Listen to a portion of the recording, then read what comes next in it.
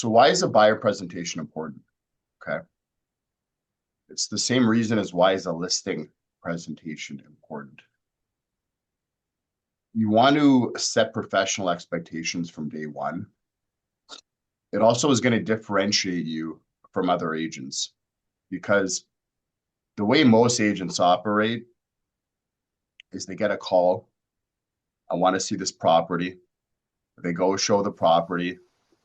And if they want to see another property, they're going to show them another property. At that point, you're just a door opener, right? You're not a professional salesperson. So you want to set the fact that you're a professional from day one. That's why the buyer presentation matters. Again, it differentiates you from other agents. It builds trust and authority. Okay. It pre-qualifies serious buyers from non-serious buyers.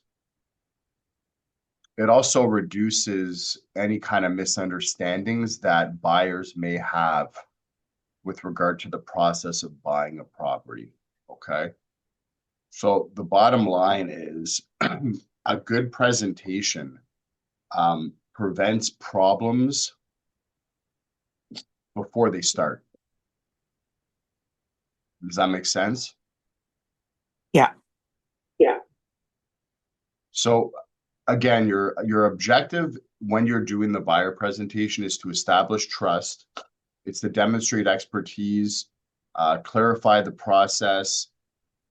And once you have a secured signed buyer agreement in place, it it gives you a sense of security because now you know that that person is not going to go and work with somebody else because they've signed with you.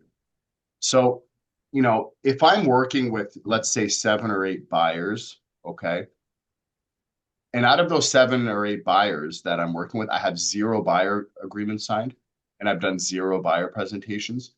And then let's take, person B and they have same thing, 7 or 8 buyers, but every single one of them have a buyer agreement signed. Who do you think is more likely to get more deals done? Probably the person that has the agreement signed, right? A is kind of a false sense of security. B is they're going to work with me for sure at some point. Okay. Um, so let's get to the actual buyer presentation. Now, I want to bring up a couple of good points. When can you do a buyer presentation? Because there's a lot of different ways, a lot of different places you can do a buyer presentation. So where can we do a buyer presentation? Wants that interject here. I actually like to do it in person. And so if I Yeah, can meet them at a coffee shop or, a quiet place, not, your busy Starbucks, but somewhere where it's convenient for both of us, then that works for me. absolutely. Okay, so in person, where in person can you do it other than like a Starbucks or a restaurant? At the office, at their house. Yeah, office, house. So the way I find works best, and I think about it like sports. If you can do it at the office, it's number one, home field advantage, I call it. Second best at a coffee shop or their house or a restaurant or somewhere where you're sitting down. Okay. So typically what I'll do is in person, I'll try for at the office first. They can't do it at the office. I'll do it at a coffee shop or their house. And if they object to that, I will actually do it on a showing. And I've talked about this a million times with people ad nauseum. But one of the ways that I can get a buyer presentation done at a showing is by letting them know. They say, hey, when the showing's done on the first showing, one thing I would love to do is get some feedback for our sellers, but more importantly, get feedback for you so I know exactly what you guys are looking for in your dream home. Okay. So once I get the feedback, I just kind of want to show you how my team does business and how we can help find your dream home for the best price possible. Just 5 minutes after the showing's done. Does that sound fair enough for you guys? Yeah, absolutely. So I got them to agree to show them the buyer presentation at the end of the showing. And then when I walk through the front door, I say, hey, really excited to get your feedback after the showing is done and show you guys how my team works and how we can can save you guys money and get you into the dream home that you're looking for. So I reiterate it again. Sorry, I'm stuffed up today, so my voice might sound a little different. So yeah. So first option at the office, second option, their house or coffee shop, and third option at the actual showing. You have many at-bats. You have different opportunities to make this work. 1 second, guys.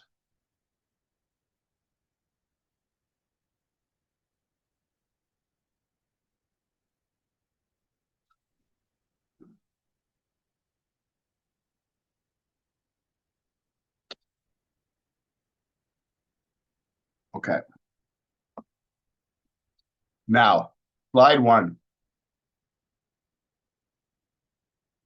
What am I going to show on my actual buyer presentation?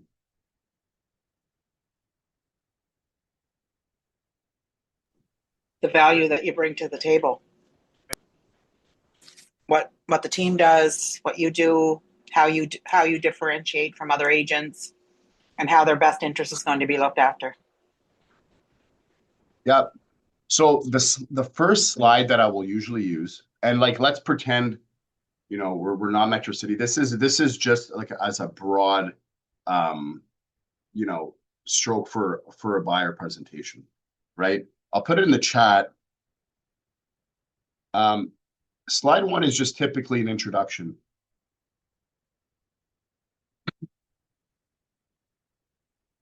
So the introduction is to build authority, right? You want to include things like how many years you've been in the business, what you're selling, differentiating yourself from other agents, your market specialization, any certifications you have, I have this award, that award, client testimonials. You're better off using a few really strong stats versus, 30-week stats. Okay. So that's going to be the introduction. Now, if you're on a team, typically the first slide will be describing you and describing the team. Okay. So that's typically what I do. Now, the second slide, what do I use? This is all in the chat. So take a look at the chat. Okay.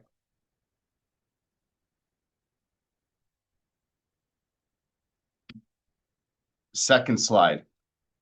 I call it the interactive slide.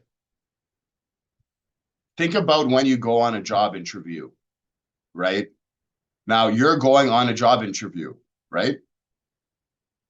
Now, if you go on a job interview, somebody's going to be hiring you. I always ask the person that's doing the interview, things like, what does the ideal candidate look like to you? Right? What are you looking for in terms of the ideal worker? Same thing here, right? You're asking them, what is the most important part of this process for you? This is the interactive slide about them. Why are you moving? When do you need to be into the new property? What do you need in this dream home? Budget, how much are you looking to spend? What's your past buying experiences been like?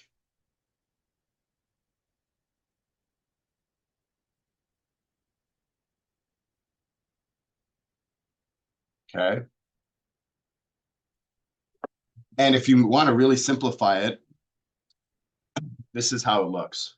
Okay. I talked about my team on the first slide. I specialize in, multifamily properties. I specialize in, single family homes. I specialize in luxury. I have these certifications. So you're talking yourself up a little bit. You're talking up the team, what you offer.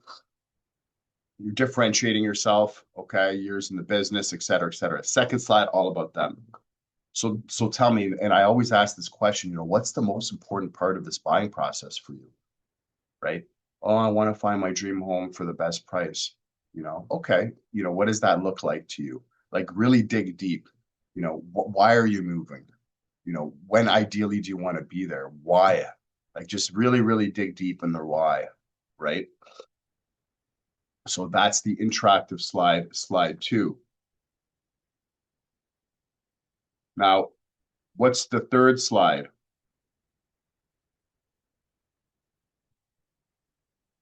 Market overview.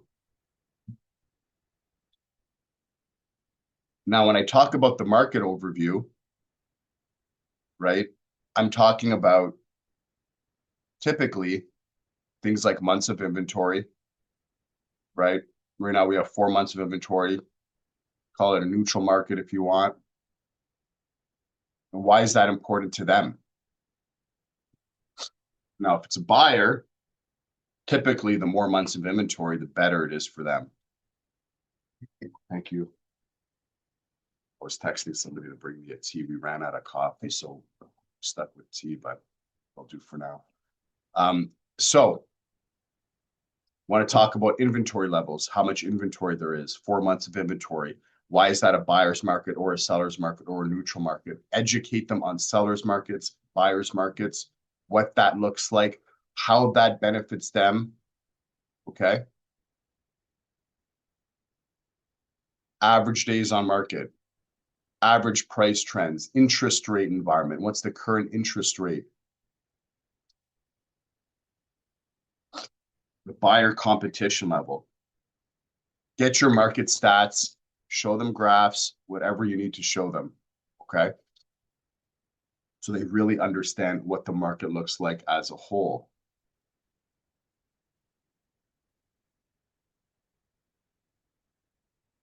While you're saying that,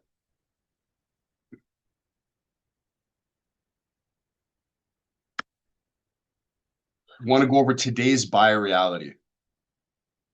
So on this slide, I like to kind of paint, I like to tell a story. Okay. For example, when it was a seller's market, I'll always tell people a story of when somebody saw their dream home and didn't take my advice, and go like 5,000 over what they were, what they wanted. And they ended up kicking themselves afterwards because they lost out on the home that they loved. Right. So I always kind of create a story, just to kind of for them to visualize what expectations would look like. So talk about things like multiple offer situations that could potentially happen, limited inventory when it's there, inspection strategy, speed wins deals. If we can get an offer in fast, get it in at a good price and not just lowball, we'll end up getting what we want faster, better, and we'll actually end up saving money. Okay. So you want to position yourself as the guide through the chaos.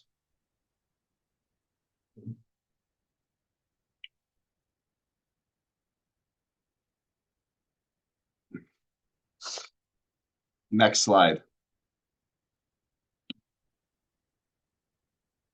The buying process. What does the buying process look like?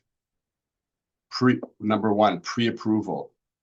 Do they have a pre-approval?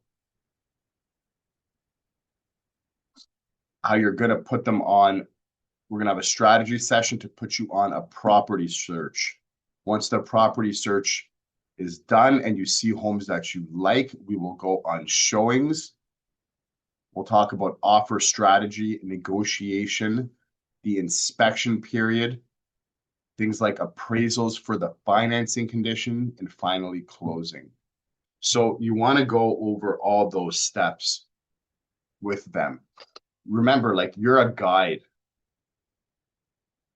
in this transaction. So you want to be showing them exactly what's going to be happening step by step so that there's no surprises.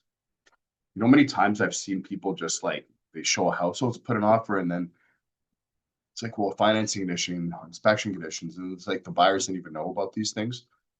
Believe me, it happens. Don't be that person.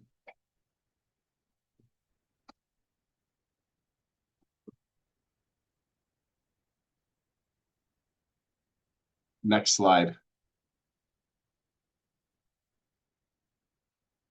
Now, when it comes to pre-approval, you want to make sure that they've been pre-qualified.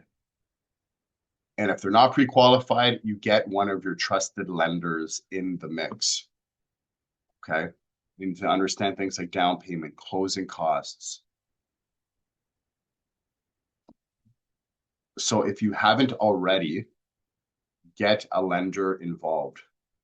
If they've already been pre-approved, you know, sometimes it's still a good idea to get one of your own lenders involved. And the reason for that is that they're going to be on your side, right? They're going to be letting you know what's going on throughout the process. They're also going to be your cheerleader. So the mortgage broker that you work with, get them on your side, get them working with your buyers because they're going to help close the buyers for you as opposed to just a regular standard bank. Not only that, the lenders will be able to get them different, you know, they're going to be able to shop around, get them better rates. So it's beneficial for them and it's definitely beneficial for you as well.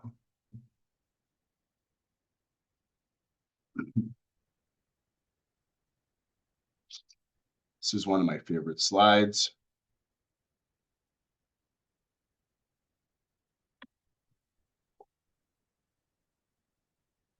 So how are you going to add value?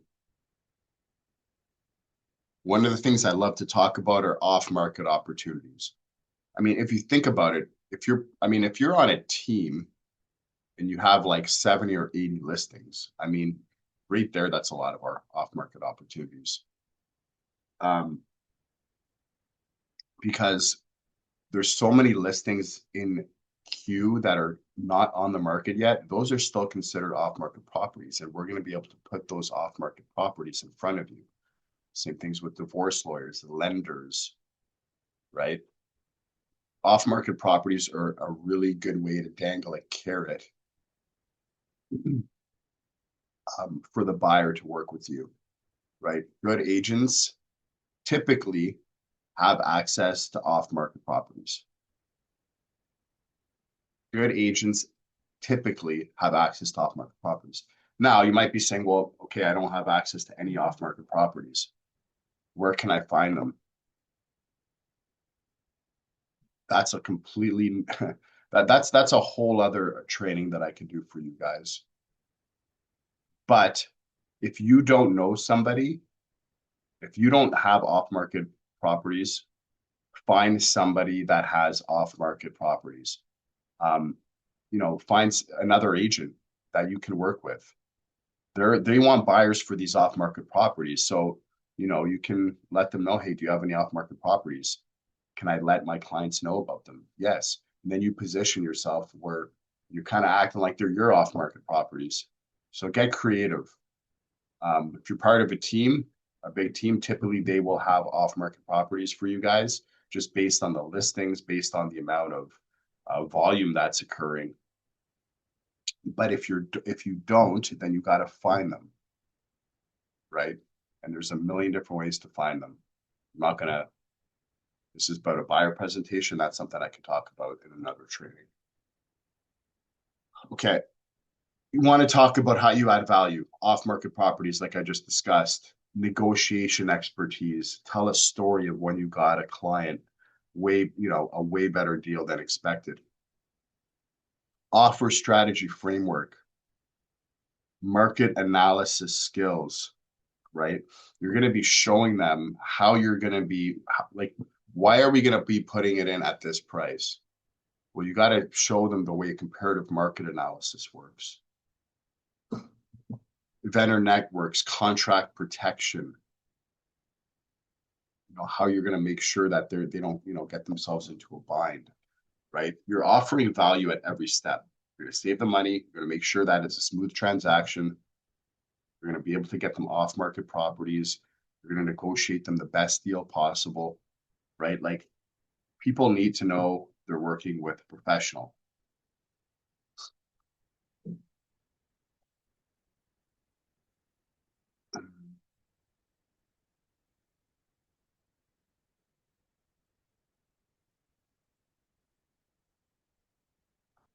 So, offer strategy framework. What are certain ways that we can make the offer better? Okay. Obviously the price. Deposit strength is a huge one. Now, when you get an offer, let's say there's two offers, both are 500,000. Everything else is the same, but one has a $10,000 deposit, the other one has a $100,000 deposit. Which property do you think they're going to choose? Or sorry, which buyer do you think they're going to choose? Probably the one with the $100,000 deposit.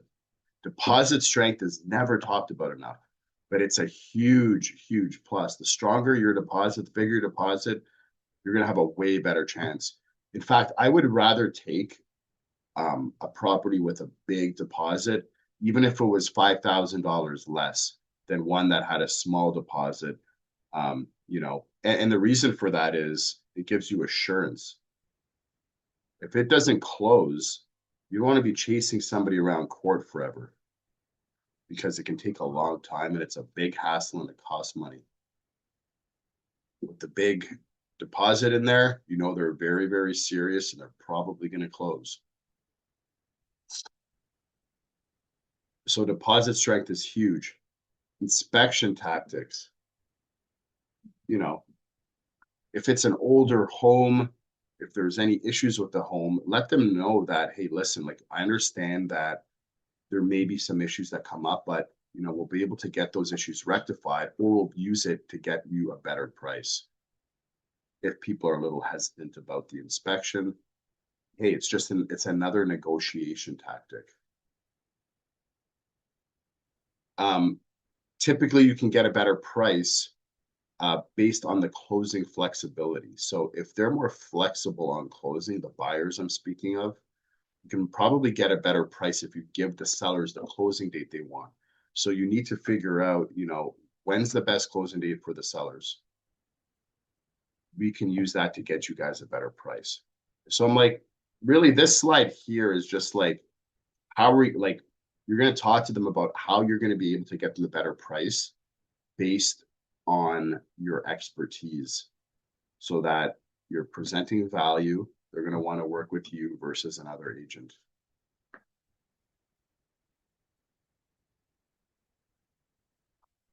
Buyers hire strategists, not door openers.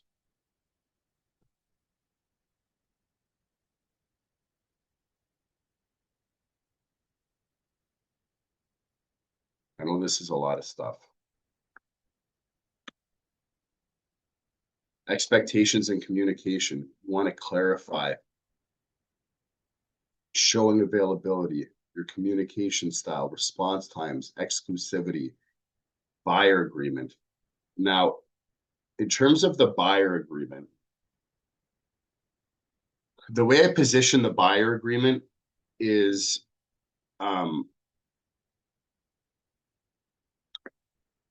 you want to let them know that it's there to protect them. Okay. It gives you fiduciary duties to them, right? It protects them. It describes our relationship. And most importantly, it's free. There's no charge. It's paid for by the seller. This is the part that people always forget to mention. If it's paid for by the seller, it's not like there's no retainer. I mean, you could if you want. Some people do, but there's no retainer. You only get paid by the seller, not by the buyer, when the property closes. So not only are you going to be giving them all this value, but they don't even have to pay for it. Like, and this is why, like, when I do a buyer presentation, it's been a while now, but when I do a buyer presentation, I have like a 97% success rate of them signing. Because it should be easier to get a buyer agreement signed than a listing agreement signed. It should be. But people, for some reason, are afraid to ask for a buyer agreement to be signed. It's like, I talk to a lot of agents now. They're like, oh yeah, the buyer agreements, that was like, nobody does that anymore. It was like 15 years ago. And it's like, well, why? Like, what has changed? Like, really, what has changed? Like, people are still getting properties from a whole bunch of different agents. Like what really has changed? Like, still using pretty similar system. Nothing has really changed. Like, we're not talking about like the 80s when you used to have to, like, go to the, go get like a booklet with all the, all the properties in them and everything like that. Like, things have been pretty similar for the last 15 years. When I started as an agent 14 years ago, I wouldn't even work with a buyer unless I had a buyer agreement signed. That was the way my head was, because I didn't want to waste my time. I got burnt once really, really bad by a friend who I was showing properties to, and they ended up buying it from the listing agent. And that happened like my third week in real estate. And I was like, I will never work with somebody that doesn't have a buyer rep signed again. It was actually a blessing that happened, because if that didn't happen, I probably wouldn't have just only worked with buyers that had buyer agreements signed. But because that happened, now I will only work with buyers if they have buyer agreements signed. Okay.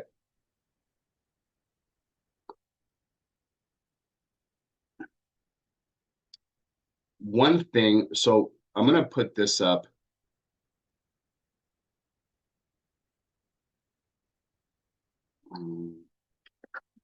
I want to add a few things to this. So testimonials, success stories,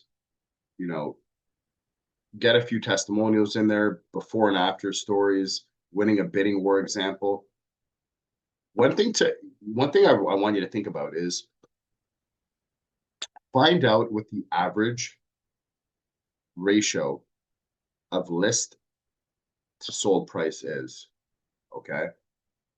Find out like what the average list to sales price ratio is. Then find what your average list. So it kind of works the opposite of a listing, right? On the listing, you're like, we get you 2 to 3% more money, or we get 98% list to sales price ratio, where the average is 96 or 97. It's the opposite when it comes to buyers. So now it's like, the bigger the discrepancy is, the better, because that means you're saving them more money. So on average, if you have, a 94% list to sales ratio and the average is 97, then you're saving your buyers on average 3% more money. So figure out what your ratios are, figure out what the average ratios are according to OREB, or if you're in Quebec, what's it called what's OREB what's it in Quebec, Valerie? We have matrix. On matrix, we have Yeah, like statistics, but I'm not sure we can find these. but it's like, we call it the Ottawa Real Estate Board. What is it in Quebec? Centris? Board. Is that it? Yeah. Centris is where like all the houses are. Okay. Anyway, so you want to figure out what your averages are, because then you can be like, okay, why work with me then? Well, I save on average 1 to 2% more money than the average agent. These are things you should know. about yourself and about the other real estate agents, about the average.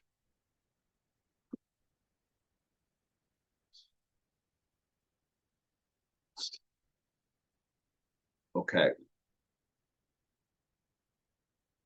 Now, when it comes to the close, it should be very, very simple. I get the buyer agreement signed. All I say is, hey, just need your driver's license, and a couple of initials, and we can get you guys started. And then they give me the driver's license. I start filling everything out, get it signed. That's the way I close. I just say, hey, just need your driver's license and a couple of initials, and we can get you started on your property search. But I had already mentioned to him that it's completely free. They can cancel anytime they want. They don't have to buy a house. So, let them know all these things before. They don't have to buy. That's important. People think that when you do a buyer agreement, that it's like they owe you money at the end. It's like you need to clarify these things. Okay. You don't pay. It gets paid for by the seller out of their commission. If you need to cancel, there's no charge on the cancellation. You don't have to buy a home. If you don't buy a home, that's okay. This agreement will become null and void. So there's no risk to you at all. There's only benefit because I'm going to be bringing you guys a ton of value, and it's not even going to cost you guys any money. You're just going to be saving the money, and I'm going to put you into your dream. So with that being said, just need a few initials, need your driver's license, and we can get rocking. Sound fair enough? Yep. Boom. Now they could obviously have objections. That's a whole other topic. Who has seen objections when it comes to a buyer agreement before? Valerie? Yeah. Okay, give me an example. They will say, do you hear me? I can hear Okay. you. So sometimes they will say, well, I don't want to be linked, um, if I find a house with another broker and he helps me, well, maybe I would like to make business with him directly and pay less on the home because they don't have to pay you a commission. Like you're talking about the listing agent? Yeah, like sometimes I already had a buyer who told me like maybe I would prefer going straight to the listing agent because he will maybe make a price for me because he won't have to pay you the 2%, you know? Yeah. So I always start off by saying, because that essentially means that they're going to be working with the listing agent. Yeah. Now, when I talk about people working with the listing agent, say, hey, totally understand, what you're saying is that you want to work with the listing agent to potentially save some money. And I use a story. I say, the reality is this. They're called listing agents for a reason. They're responsible for the person that is listing the property. Okay. Which means that their number one priority is to get their listing the best price possible. When you're working with me, I'm representing you and have fiduciary duties for you solely as the buyer agent. So I'm working on your behalf, trying to negotiate the best price possible for you. Would you rather have somebody working on behalf of the listing, or would you rather have somebody working on behalf of the buyer? And typically they'll be like, you want to show them that you're working for them and the listing agent is working for the listing Yeah. agent, right? And I use different stories. You might have some stories that are different, but I let people know that I've done deals with people where they've worked with the listing agent. Okay, I've had scenarios where people have worked with the listing agent, and the listing agent ended up showing them properties that were not as that were not as good just to get kind of a lower price. So again, I always just use the fact that they're called listing agents for a reason. Okay. Yeah. You just said it. You want to work with the listing agent. Well, it's in the name. They're working for the listing. They're working for the sellers. They're not working for the buyers. When you're working with me, I'm called a buyer agent, right? I'm working directly for you, the buyer. And my number one priority is to save you as much money as possible on this property. Whereas the listing agent, that's not their fiduciary duty, but it is with mine. So Yeah. that's kind of. Does anybody have um, any other ways that they would deal with that?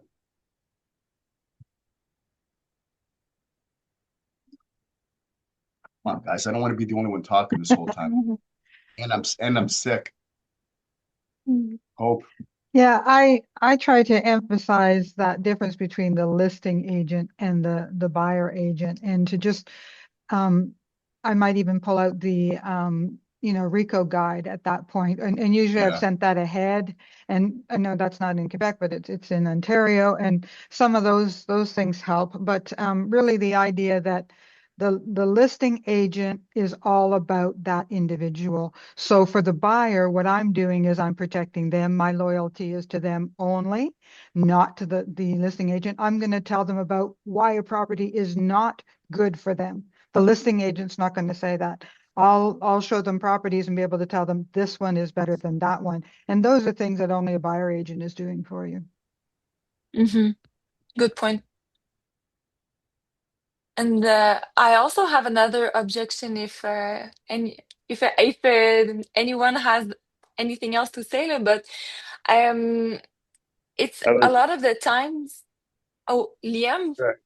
yeah, I was gonna say like I kind of I kind of like to mention that part, the benefit of working with the buyer agent rather than the listing agent in kind of section where you're mentioning that like, buyer representation is free, the seller is covering the costs, and we're splitting the commission that way.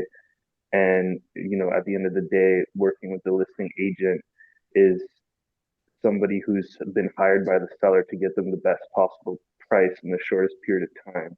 So then, if you address it ahead of time, maybe the objection doesn't come up at all. Mm-hmm. Yeah. Yeah. It's a valid objection. It's really just about educating the people on how it actually works. Because at the end of the day, like it's in the name. They're working for the sellers, right? And it's funny because people just think it's commission. Oh, I can save money because he'll charge himself less commission. Well, they don't always do that. Sometimes they'll just keep the 5% for themselves, and they want to do it as quickly as possible, like Liam said. Um, any other ones? You got 5 minutes. I have another one if no one else have Let's do it. as one. Yeah. So I had another buyer who didn't want to sign a contract because he said like if I find something with like a home that is not on Centris, like that is Mm, not listed with agents.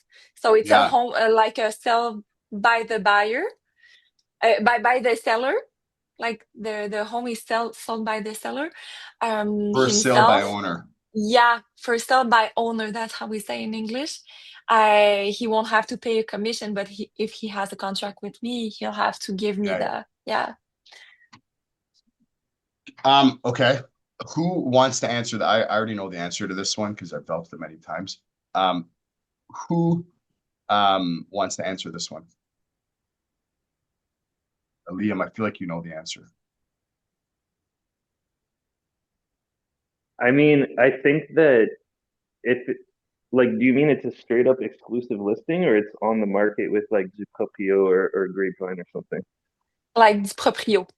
Yeah, I mean, at that point, it is on the MLS and like they're offering a buyer agent commission. It's just not advertised like to the public, right? So, um, at the end of the day, like the seller will still pay a commission for me to bring them a buyer and handle the documents and put in all that kind of work in the back end. That and also on top of that, the benefit to the buyer is that they're going to be led through this process by a professional buyer agent rather than doing something kind of off the books without any professionals involved, right? So you Yeah. need to ensure that you're protecting yourself and you're doing things legally and by the book and the way they should be, rather than kind of loosey goosey off the book stuff. Good. Diane, I saw that you went off mute. Did you have something to say? I've had actually people say to me before, okay, well, I don't want to have to pay commission. Same thing if it's for sale by owner. And then I just say to them in there that pretty much what Liam's saying is, look, I've done this for several years and I have no problem getting the seller to allow me to represent you as the buyer because it takes the legal onus off of them. And they prefer to have you represented. So, they're getting a discount anyway. They're only paying out half of the percentage and you are protected.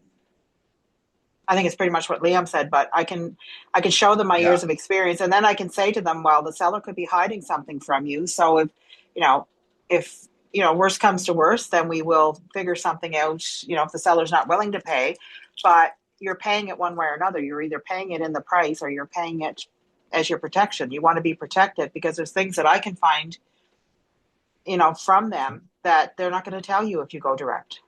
And your lawyer's not going to check this out if you say, oh, the lawyer's going to charge you $2,000 to do up the paperwork anyway. So you're saving money in the long run and you're protected. Plus, I also use I have building inspectors, I have mortgage brokers, I have my whole team that's going to back you. I have building inspectors that do, 40 building inspections for me a year. And they're professional. It's not your mom and pop shop. I have an objection for you guys.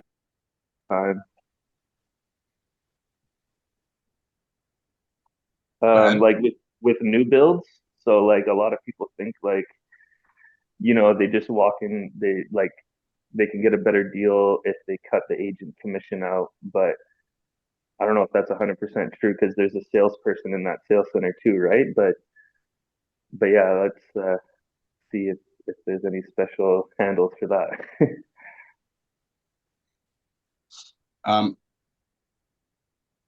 Second. So I'm just going to go over it one more time, just so you guys have a little. It's funny, I didn't even share my screen. I made a mistake. Now I'm going to share my screen. Second.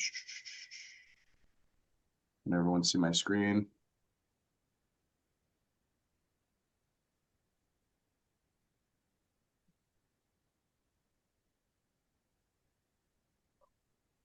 Jeez.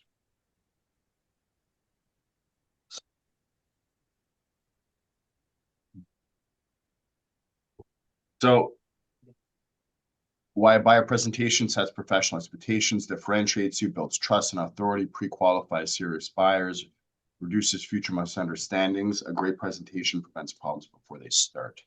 Your objective, not just to impress, to establish trust, demonstrate expertise, clarify the process, get a secured signed buyer agreement, and create commitment.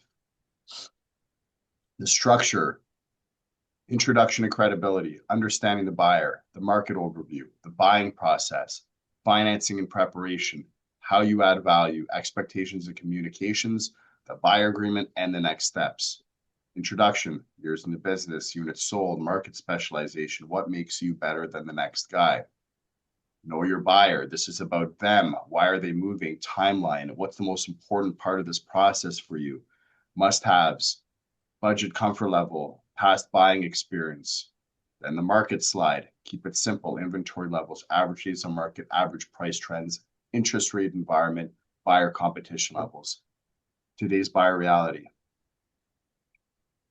Whether homes are selling above asking or under, multiple offer situations, limited inventory, inspection strategy matters, speed wins deals. buying process, pre-approval all the way to closing, financing and preparation, get pre-approved, okay? Not pre-qualified, understanding down payment, knowing closing costs, avoid major financial changes, how to add value, off-market properties, negotiation expertise, offer strategy framework, market analysis skills, vendor network, contract protection. That is it, guys. Any other questions before we decide to dip here?